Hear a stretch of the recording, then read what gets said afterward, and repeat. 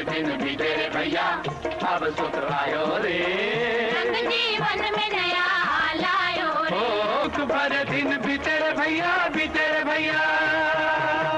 मुद्दई लाख बुरा चाहे तो क्या होता है, वही होता है जो मंजूर खुदा होता है।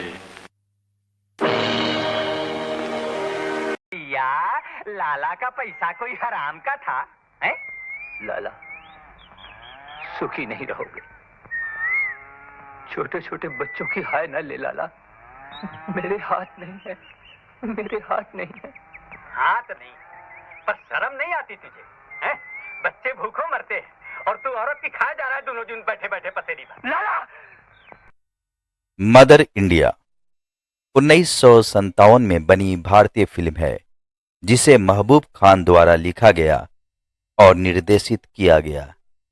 फिल्म में नरगिस, सुनील दत्त, राजेंद्र कुमार और राजकुमार मुख्य भूमिका में हैं।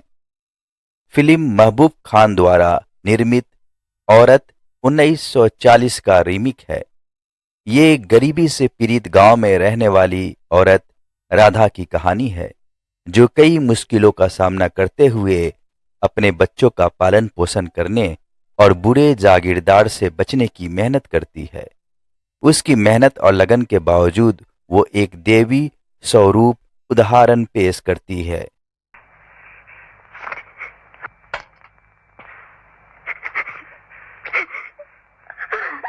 मेरे बच्चे भूखे, मुझे खाना दे लाला, मुझे खाना दे, मुझे खाना दे लाला, मुझे खाना दे। वो भारतीय नारी की परिभाषा स्थापित करती है और फिर भी अंत में भले के लिए अपने गुंडे बेटे को खुद ही मार देती है।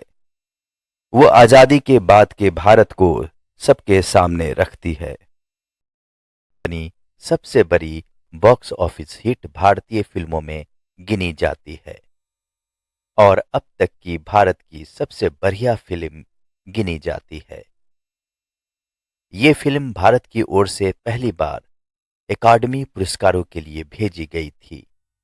हम मुंह काला करके गांव के चौक पे बैठ जाना, ऐसे ही प्राण प्यारा है तो टुकड़े मांगकर जिंदगी बिता कुत्तों की तरह। ज्वाला सिंह, मुंह क्या देखता है, ले ले बैल। खबरदार, नहीं ले जाने दूंगा, नहीं ले जाने दूंगा, नहीं ले जाने दूंगा, नहीं ले जाने दूंगा तुझे अपने बैल। बांध दे लाला के गले में घंटी, बना दे लाला को बैल। ज्वाला सिंह, मैं तो भूल ही गया था कि घंटी बांध दे सामू भैया के गले में। हाँ हाँ, हाय हाय हाय हाय हाय हाय हाय।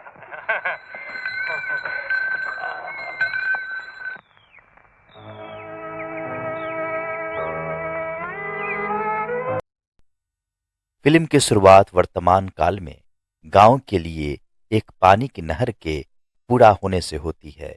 राधा नरगिस गांव की मां के रूप में नहर का उद्घाटन करती है और अपने भूतकाल पर नजर डालती है जब वो एक नई दुल्हन थी। राधा और सामू, नरगिस और राजकुमार की शादी का खर्चा राधा की सास ने सुखीलाल से उधार लेकर उठाया था। इसके कारण गरीबी और मेहनत के कभी ना खत्म होने वाले चक्रव्यूह में राधा फंस जाती है। उधार की शर्त विवादास्पद होती है, परंतु गांव के सरपंच सुखीलाल के हित में फैसला सुनाते हैं, जिसके तहत सामू और राधा को अपनी फसल का 1/3 हिस्सा सुखीलाल को 500 रुपए के ब्याज के तौर पर देना होगा। सच्ची बोलता हूँ, 20 साल से ऐसी फसल देखा न सुना। अब की मालूम पड़ता है कि जैसे फसल जमीन से नहीं आसमान से बरसी हो। तो घबराते क्यों हो लाला? तुम्हारे लिए तुम्हारे 3 हिस्से अलग रखवा दिए हैं। अच्छा, जाओ ले लो। अच्छा, जरा हट जा बेटा, ये मेरे हिस्से की ज्वारी है ना। लाला, पहले हिसाब दिखा, फिर मेरी जवारी पे नजर डालना। सुन लो भाइयों, बिरजू अब सुखी लाला का हिसाब देखेगा। अरे बेटा, तेरे बाप ने हिसाब नहीं देखा तो तू क्या देखेगा? बाप का हिसाब बेटा देखेगा।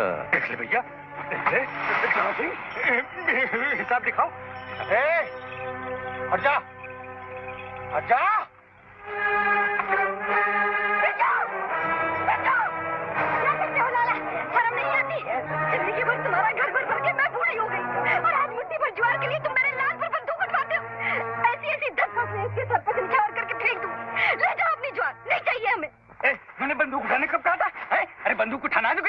जाके नौकरी करो, मेरे यहाँ बंदूक का क्या काम है? मैंने तो हिसाब दिखाने को कहा था राधा। चलो उठाओ द्वारी, जो काम कर रहे हो करते नहीं, बंदूक उठाने चले हो।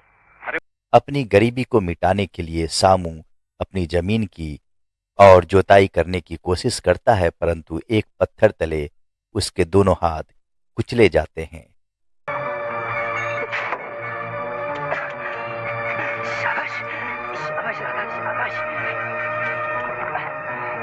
शाबाश राधा, शाबाश, हमने पाला मार लिया राधा, शाबाश।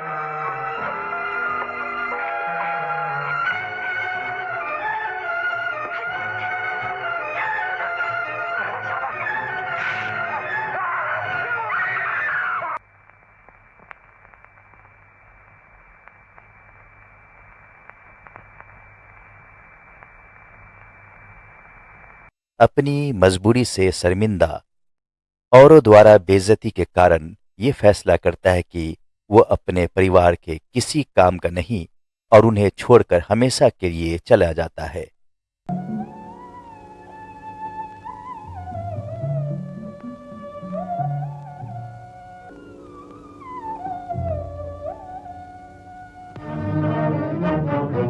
जल्द ही राधा की सास भी गुजर जाती है। राधा अपने दोनों बेटों के साथ खेतों में काम करना जारी रखती है और एक और छोटे बेटे को जन्म देती है। सुखीलाल उसे अपनी गरीबी दूर करने के लिए खुद से शादी करने का प्रस्ताव रखता है, पर राधा खुद को बेचने से इनकार कर देती है। एक तूफान गांव को अपनी चपेट में ले लेता है और सारी फसल नष्ट हो जाती है। तूफान में राधा का छोटा बेटा मारा जाता है। सारा गांव पलायन करने लगता है, परंतु राधा के मनाने पर सभी रुककर वापस गांव को स्थापित करने की कोशिश करते हैं। फिल्म कई साल आगे पहुंचती है, जब राधा के दोनों बचे हुए बेटे वीरजू, सुनील दत्त और रामू राजेंद्र कुमार अब बड़े हो चुके हैं। बिरजू अपने बचपन में सुखीलाल के बर्ताव का प्रतिशोध लेने के लिए गांव की लड़कियों को छेड़ना शुरू कर देता है, खासकर सुखीलाल की बेटी को। इसके विपरीत रामू बेहद शांत स्वभाव का है और जल्द ही शादी कर लेता है। हालांकि अब वो एक पिता है, पर उसकी पत्नी जल्द ही परिवार में मौजूद गरीबी का शिकार हो जाती है। बिरजू का गुस्सा आखिरकार खतरनाक रूप ले लेता है और उकसाने पर सुखीलाल और उसकी बेटी पर हमला कर देता है। उसे गांव से निकाल दिया जाता है और वो एक डाकू बन जाता है। मुझ में भलाई भी, मुझ में बुराई भी, थोड़ा सा नेक हूँ, थोड़ा बेईमान हूँ, ना मैं भगवान हूँ, ना मैं शैतान हूँ। अरे दुनिया जो चाहे समझे, मैं तो इंसान हूँ। सुखीलाल की बेटी की शादी के दिन वो बदला लेने वापस आता है और सुखी लाला को मारकर उसकी बेटी को भगा ले जाने की कोशिश करता है। राधा, जिसने ये वादा किया था कि बिरजू किसी को कोई हानि नहीं पहुंचाएगा, बिरजू को गोली मार देती है, जो उसकी बाहों में दम तोड़ देता है। फिल्म वर्तमान काल में राधा द्वारा नहर खोले जाने पर लाल रंग के बहते हुए पानी से समाप्त होता है और धीरे धीरे खेतों में पहुंच जाता है। राधा, मुझे बचाओ। रूपा को छोड़ दे, मैं तुझे जान से मार डालूंगी। तू मुझे नहीं मार सकती, तू मेरी माँ है। मैं एक औरत हूँ। मैं तेरा बेटा हूँ। रूपा सारे गांव की बेटी है, वो मेरी लाज है। बिरजू, मैं बेटा दे सकती हूँ, लाज नहीं दे सकती। तुम मार सकती है तो मार, मैं भी अपनी कसम नहीं तोड़ूंगा।